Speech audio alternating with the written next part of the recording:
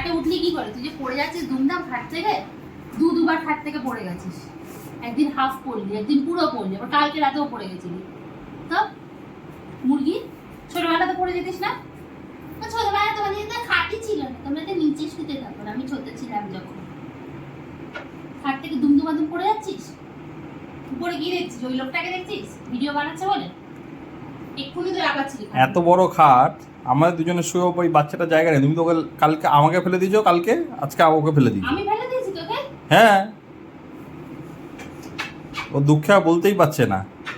আর দুষ্টুমি করলে কিন্তু আবার ইনজেকশন ছেড়ে দাও, ওকে বেশি চটকিও না, ভ্যাকসিন দিয়ে এসছে। আবার ইনজেকশন দিয়ে দেবো না? ও যদি আরো দুষ্টুমি করে, দুষ্টুমি করছিল বলে ইনজেকশন দিয়েছে তো, আরো দুষ্টুমি করবে আবার কি ইনজেকশন দিয়ে আসবে কিন্তু।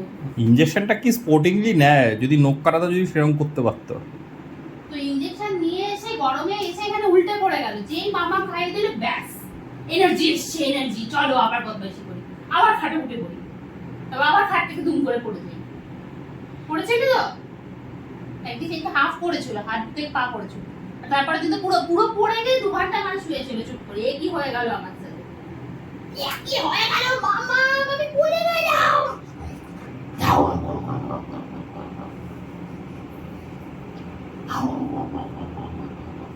আর দুষ্টু করিস না কিন্তু, দুষ্টুমি করলে কিন্তু ইনজেকশন দিয়ে আসবে, সত্যি কথা, সত্যি বলেছি কিন্তু। দুষ্টুমি করছিলি তো 3-4 দিন, ওই জন্য আজকে ইনজেকশন দিয়েছে।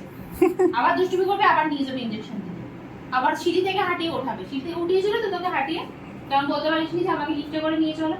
তোমার ফোন চেয়েছে তো তোকে কি হয়েছে, ফোন কেটে দেবে, লিফটে করে উপরে যাবে আবার ফোন করবে, এগুলো বলতে পারিস নি? আমার সাথে তো খুব ঝগড়া করিস তুই, করিস তো ঝগড়া, দে হাত দে।